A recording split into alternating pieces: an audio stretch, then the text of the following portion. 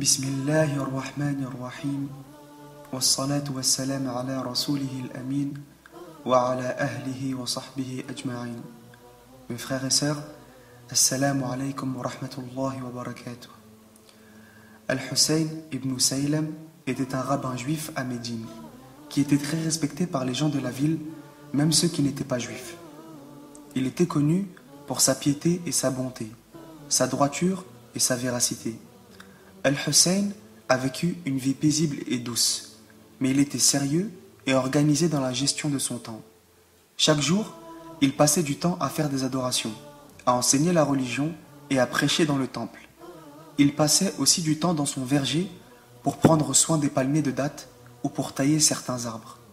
Par la suite, il s'est consacré à l'étude de la Torah pour augmenter et améliorer ses connaissances en religion. Pendant qu'il étudiait la Torah, il a été très marqué par certains versets qui parlaient de la venue d'un prophète, qui viendrait pour compléter le message des anciens prophètes. Al-Hussein a donc pris très au sérieux l'apparition du nouveau prophète à la Mecque, l'apparition de Mohammed sallallahu alayhi wa sallam. Al-Hussein a dit: quand j'ai entendu parler de l'apparition du messager d'Allah, j'ai commencé à me renseigner sur son nom, sa généalogie, ses caractéristiques, et j'ai commencé à comparer ces informations avec ce qui était contenu dans nos livres. À partir de ces enquêtes, j'étais convaincu que c'était bel et bien le prophète d'Allah. Cependant, je ne l'ai pas dit aux Juifs, j'ai tenu ma langue. Puis vint le jour où le prophète a quitté la Mecque pour se diriger vers Médine. Quand il est arrivé et s'est arrêté à Quba, un homme s'est précipité dans la ville en criant aux gens et en annonçant l'arrivée du prophète. À ce moment-là, j'étais en haut d'un palmier en train de travailler. Ma tante était assise sous le palmier. En entendant cette nouvelle, j'ai crié: Allahu Akbar! Allahu Akbar! Quand ma tante a entendu mon takbir, elle s'est plainte en me disant: que Dieu te prive! Par Dieu, si tu avais entendu que Moïse était venu, tu n'aurais pas été aussi content. Je lui ai dit: mais ma tante, par Dieu, il est vraiment le frère de Moïse. Il suit sa religion et il a été envoyé avec la même mission que Moïse. Alors, elle est restée silencieuse un moment, puis elle a dit: est-il le prophète dont tu nous avais parlé? Le prophète qui serait envoyé pour confirmer la vérité prêchée par les précédents prophètes? Le prophète qui est venu compléter le message de son Seigneur? Je lui ai dit: oui, c'est bien lui. Alors, sans aucune hésitation, je suis allé à la rencontre du prophète. Devant sa porte, j'ai vu une foule de gens. Je me suis alors frayé un chemin dans la foule jusqu'à ce que j'entende les premiers mots du prophète. Je l'ai entendu dire: ô gens, répandez la paix, partagez la nourriture, priez pendant la nuit alors que les gens dorment et vous entrerez au paradis en paix. Subhanallah. Les trois premiers mots que ce compagnon a entendus de la bouche du prophète sallallahu alayhi wa sallam, c'était la paix, le partage et la prière nocturne. Et où est-ce que ça mène? Au paradis. Toi, mon frère, ma sœur, quand tu rencontres un frère ou une sœur pour la première fois, est-ce que tes premiers mots sont des mots de paix et de partage qui pourront te mener au paradis, ou est-ce que c'est des critiques, des jugements et des mauvais soupçons qui pourront te mener en enfer? La première fois que tu vois ton frère ou ta sœur, est-ce que tu le prends dans tes bras et tu lui dis que tu l'aimes pour Allah, ou est-ce que tu le renifles pour connaître l'odeur de son minhaj? Maintenant, regarde ce que ces mots ont provoqué. Le compagnon nous dit: j'ai regardé le messager de près, j'ai examiné son visage et j'étais convaincu que son visage n'était pas celui d'un imposteur.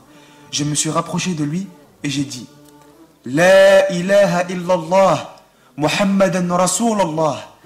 À ce moment-là, le prophète s'est tourné vers moi et m'a demandé: quel est ton nom? Je lui ai répondu: Al-Hussein ibn Saylam. Il m'a dit: à partir d'aujourd'hui, ton nom est Abdullah ibn Salam. Je lui ai dit: oui, j'accepte.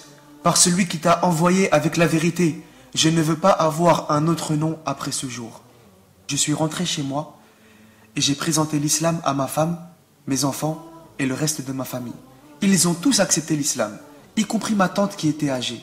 Par contre, je leur ai conseillé de cacher notre conversion à l'islam aux autres juifs.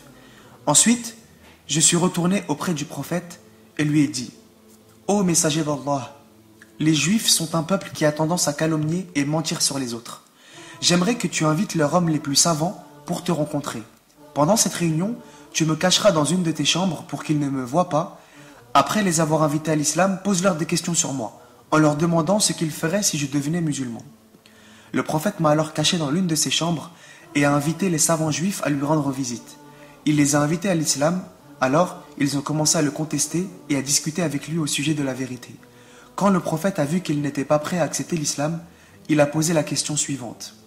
Qui est Al-Hussein ibn Saylem pour vous? Ils dirent, c'est notre chef, le fils de notre chef. Il est notre rabbin et notre savant, le fils de notre rabbin et notre savant. Si jamais il acceptait l'islam, accepteriez-vous l'islam vous aussi? Demanda le prophète. Ils répondirent, il n'accepterait jamais l'islam, que Dieu le protège d'accepter l'islam.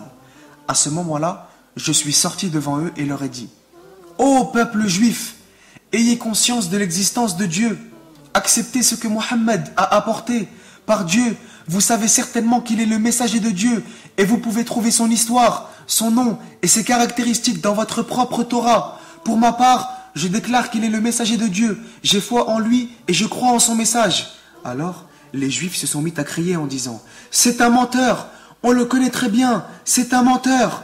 Par Dieu, tu es une personne mal et ignorante, le fils d'une personne mal et ignorante. Et ils ont continué à mentir sur moi et à me calomnier. Al-Hussein ibn Saylem a approché l'islam avec une âme assoiffée de connaissances. Il était devenu Abdullah ibn Salam. Il était passionnément attaché au Coran et il passait beaucoup de temps à l'étudier en récitant ses versets sublimes. Il était profondément attaché au noble prophète sallallahu alayhi wa sallam et il était constamment en sa compagnie. Une grande partie de son temps, il l'a passé à la mosquée, engagé dans les adorations, l'apprentissage et l'enseignement. Il était connu pour son parcours incroyable et pour son assiduité au cercle d'évocation des compagnons qui se réunissaient régulièrement dans la mosquée du prophète sallallahu alayhi wa sallam. Abdullah ibn Salam était connu parmi les compagnons comme un homme de Ahl al-Jannah, un homme du paradis, tout simplement parce qu'il a suivi le conseil de son messager qui était de tenir fermement à l'anse la plus solide, la corde la plus solide, qui est la croyance et la soumission totale à Allah. Mon frère, ma sœur, toi qui as délaissé ta religion pour les plaisirs de ce bas monde, toi qui délaisses la prière pour les chichas et les soirées, toi qui préfères traîner en bas des cités au lieu des mosquées, toi qui préfères obéir à ton supérieur au lieu de ton Seigneur en retirant le voile de la pudeur, sache que tu n'auras la réussite et le bonheur qu'en revenant vers Allah. Alors reviens. هذا ما أعلم والله أعلى وأعلم سبحانك اللهم وبحمدك أشهد أن لا إله إلا أنت أستغفرك وأتوب إليك والسلام عليكم ورحمة الله وبركاته.